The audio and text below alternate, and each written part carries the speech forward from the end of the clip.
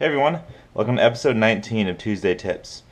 Today I'm going to be talking about different various center options for when you're building your centers on big cubes. This tip kind of is going to bleed into the more advanced kind of center building style, but it's kind of in the intermediate week as it's kind of like a stepping stone into kind of more freestyle and more advanced centers. This is kind of just going to be an overview of like the easiest step from transitioning from bars on to kind of more advanced centers on each of the 5, 6, and 7. So a lot of you guys probably solve your centers, especially on 6 and 7. You just always look for bars, so you get 4x1s on 6x6. You pretty much just build 4x1s and then place them together. On 7x7, you're building 5x1s, and for the most part, wow, I can't see. For the most part, this method of building bars is really good. It's fairly fast. It works very well. There's not too many downsides, except of course the fact that there's always going to be there's usually a better option out there.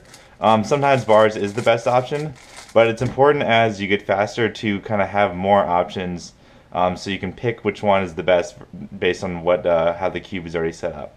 So in the advanced weeks, I'll be showing there's kind of a lot, a ton of stuff you can do with freestyle centers that I've been developing over the years, but this is kind of like the first thing that I started implementing in my solves, and I think is a really good way as an intermediate cuber for you to kind of get used to new bar building.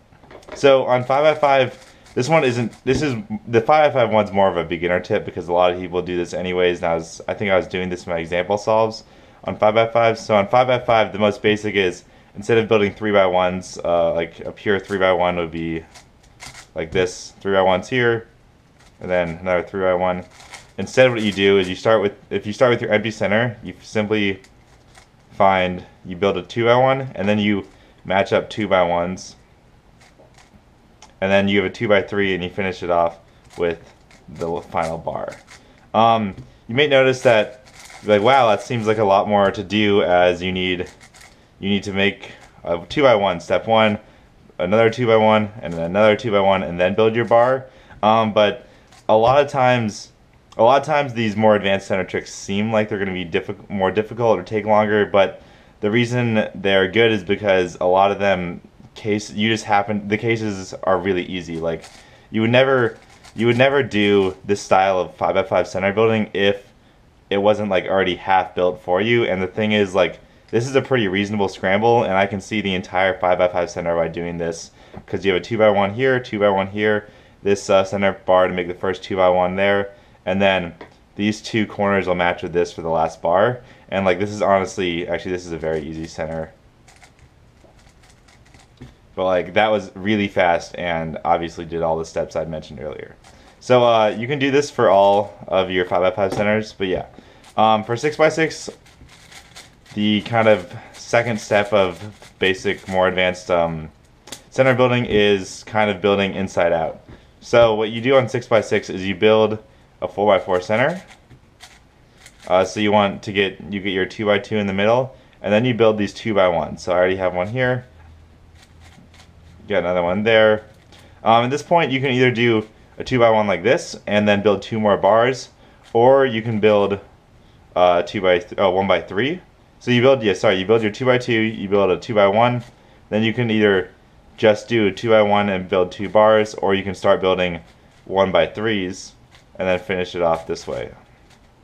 And then at the end, you still have to build your bar. This, I'm gonna be honest, it's a really good stepping stone towards more advanced center building, but when you're like in extreme kind of freestyle center, super advanced methods, I've noticed that this isn't usually I tend to not use this center building style as much as some of my more advanced tricks that are kind of harder to recognize and pick up.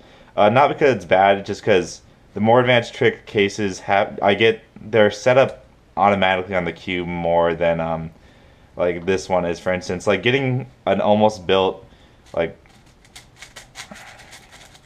getting a 2x2 center almost built is like the odds of that, I don't actually know the exact odds, but like running into something like this is fairly low to where you like almost have stuff built, and then maybe it's because I don't look for it as much, but that's just kind of been my experience. For 7x7, it's pretty similar. So what you do is you pretty much build inside out. So you want to build a 5x5 center in the middle. You can do this. So when you build your 5x5 center in the middle, it can be either bars, or you can do it however you'd build a 5x5 center, and then you build a 3x1, then you build 4x1s. So I built my 5x5 center. I have my first 3x1. I build a 4x1, make this 4x4, and then I build another 4x1, and then I'm left with one bar to finish off. I'll be very honest on this one. I don't think I ever do this. I'm not completely sure if it's that great. I don't practice enough 7x7. The thing is, my 7x7 advanced tricks are mostly just kind of extensions of my 6x6 tricks because I primarily practice 6x6. So I haven't really done enough 7x7 solves to know if the cases where this style of center building is that useful. It's more of something I kind of wanted to point out, as it's kind of a good way to get used to more advanced center building.